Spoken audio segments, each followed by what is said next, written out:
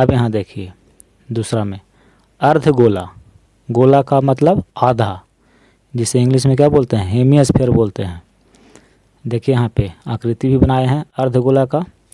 जैसे ये गोला है, ठीक है, और इसको अगर हम बीच से काट दे, काट के ऊपर वाला भाग हटा दे, तो नीचे वाला जो भाग बचेगा इसी को क्या बोलेंगे, हम अर्धगोला बोलेंगे। देखिए यह एक गोला है, ठीक है, इस गोले को हम क्या करेंगे कि एकदम बीच से यहाँ से हम काट करके ऊपर वाला भाग हटा देंगे, तो नीचे का जो बचेगा ये अर्धगोला कहलाएगा। जैसे देखिए यहाँ पे ये क्या है, तो अर्धगोला है, ठीक है। पहले देखिए ये इस तरह से था, मतलब ये ज्वाइंट था गोला था। हमने क्या किया कि इसको बीच वाला पोर्शन यहाँ से काट के और ऊपर वाला भाग को हमने हटा दिया, ठीक है।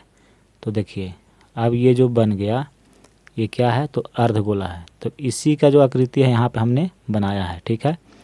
ये क्या है, तो वृत्ताकार सतह है। देखिए ये वृत्ताकार सतह है और ये जो आप देख रहे हैं ये वक्र सतह है, ठीक है। तो ये अर्धगोला की आकृति होती है इसे। अब यहाँ पे देखिए यदि अर्धगोला की त्रिज्या r हो तो हम आपको बताए हैं कि ये व्यास होता है और ओ भी त्रिज्या होती है, ठीक है। तो इस अर्धगोले की त्रिज्या हमने मान लिया है कि r इकाई है। तो पहला अर्धगोला का वक्र पृष्ठ क्या होगा, ठीक है। तो इसका सूत्र होता है 2πr²। यहाँ देखिए हम जानते हैं कि गोले का वक्र पृष्ठ होता है 4πr²। यदि गोला है, देखिए ये गोला है, तो इसका वक्र पृष्ठ यानी कि ये पूरे का जो वक्र पृष्ठ होता है वो 4πr²। तो अर्धगोले का, देखिए अर्धगोले का तो आधा होगा, आधा तो ऊपर वाला हट गया, तो इसको हम क्या किए, आधा कर दिए, यानी कि 2πr²। ये अर्धगोले का वक्र पृष्ठ हो गया, ठीक है। फिर देखिए अर्धगोला का संपूर्ण पृष्ठ का क्षेत्रफल क्या होता है, तो 3πr² होता है। गोले में क्या था, गोले में वक्र पृष्ठ और संपूर्ण पृष्ठ दोनों समान था, एक ही फार्मूला था। लेकिन अर्धगोला में क्या है कि वक्र पृष्ठ अलग है और संपूर्ण पृष्ठ अलग हो जाता है, ठीक है। तो अर्धगोला का संपूर्ण पृष्ठ का क्षेत्रफल, तो देखिए वक्र पृष्ठ का क्षेत्रफल प्लस जो वृत्ताकार सतह है उसका क्षेत्रफल, यानी कि ये जो आप वृत्ताकार सतह देख रहे हैं इसका भी क्षेत्रफल निकालना होगा। यहाँ देखिए इसका क्षेत्रफल कहेगा कि ये अर्धगोला का संपूर्ण पृष्ठ का क्षेत्रफल बताइए। तो ये जो वक्र है, वक्र पृष्ठ, इसका क्षेत्रफल निकालिए। तो वक्र पृष्ठ का क्षेत्रफल होता है 2πr²। तो यहाँ पे लिखे हैं 2πr² प्लस πr², यानी कि ये जो आप वृत्ताकार ये जो सतह देख रहे हैं तो इसका भी क्षेत्रफल निकालना होगा, ठीक है। तो इसका होता है πr² और ये दोनों को अगर जोड़ देंगे तो 3πr² हो जाएगा। तो दो फार्मूला हो गया। और तीसरा फार्मूला देखिए अर्धगोला का आयतन 2/3 πr³। गोले का जो आयतन होता है उसका आधा कर देंगे तो अर्धगोला का आयतन निकल जाएगा। यहाँ देखिए गोले का आयतन होता है 4/3 πr³। अर्धगोले का आयतन पूछा है, यानी कि गोले का आधा, ठीक है, इसका आधा कर देंगे। तो देखिए 2 दूनी का 4, तो 2/3 πr³। तो अर्धगोले का आयतन होता है 2/3 πr³। तो यही 5 फार्मूला है और इसी 5 फार्मूला पे सभी क्वेश्चन बनेंगे। तो आपको क्या करना है कि ये पांचों फार्मूला को याद कर जाना है, ठीक है। अगर याद नहीं रहेगा तो बहुत दिक्कत होगा। तीसरा देखिए एक होता है गोलाकार छिलका होता है, ठीक है, इसे इंग्लिश में रिंग बोलते हैं। रिंग मतलब अंगूठी।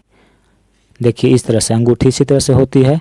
अंगूठी को जब आप अंगुली में पहनते हैं तो कुछ इस तरह से रहता है, ठीक है।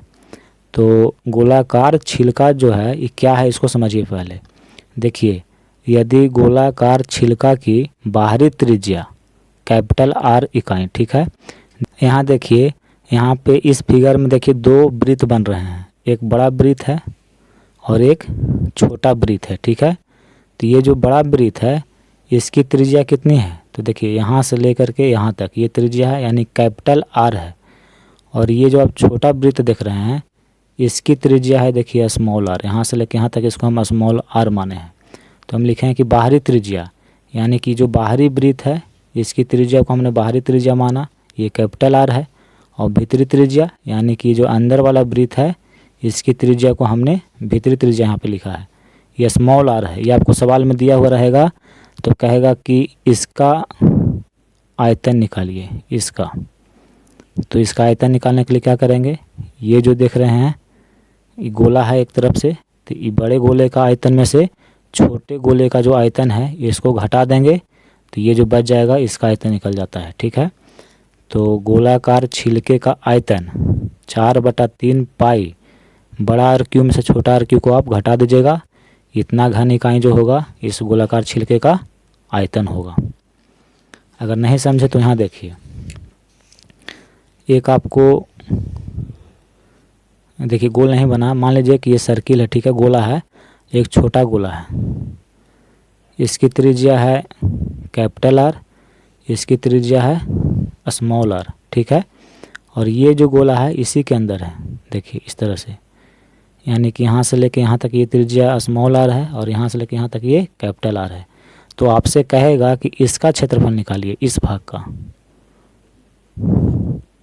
तो ये कैसे निकलेगा, हम क्या करेंगे कि पूरे का आयतन निकाल देंगे, ये बड़ा वाला का। ठीक है, तो इसमें ये भी आ जाएगा। फिर क्या करेंगे कि इसका क्षेत्रफल निकालेंगे, इसका आयतन निकालेंगे, तो ये आ जाएगा, और बड़ा वाला में से इसको हम काट के हटा देंगे, तो क्या बचेगा, ये बचेगा। तो देखिए जो बड़ा वाला ये जो गोला आप देख रहे हैं इसका आयतन निकालेंगे तो 4/3 पाई, इसकी त्रिज्या है कैपिटल आर, तो आर क्यू। ये छोटे वाला जो आप गोला देख रहे हैं इसका आयतन निकालेंगे तो 4/3 पाई और इसकी त्रिज्या स्मॉल आर है, तो आर क्यू। हमें क्या करना है कि सिर्फ इतना निकालना है, यानी कि अगर इस तरह से है तो इसका आयतन निकालना है। तो क्या करेंगे कि बड़ा वाला आयतन में से छोटा वाला आयतन को काट के हटा देंगे, चाहे निकाल लेंगे बाहर, बाकी बचेगा ये वाला। तो देखिए बड़ा वाला में से छोटा वाला घटा देंगे। ठीक है, 4/3 पाई इसमें भी है, 4/3 पाई इसमें भी है, तो इसको हम कॉमन कर लेंगे। तो यहाँ पर देखिए कॉमन किए हैं, तो इसमें बचा है कैपिटल आर का पावर 3, तो यहाँ पे लिखे, माइनस है तो माइनस, और इसमें देखिए ये बचा था तो यहाँ पे लिखे।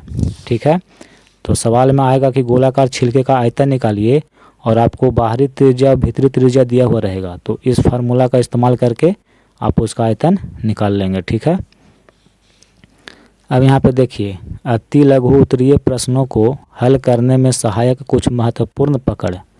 यदि त्रिज्या को k गुणित कर दिया जाए तो पहला पृष्ठ क्षेत्रफल, यानी कि गोले का जो पृष्ठ क्षेत्रफल है वो k² गुना हो जाता है, और दूसरा आयतन k का पावर 3 गुना हो जाता है।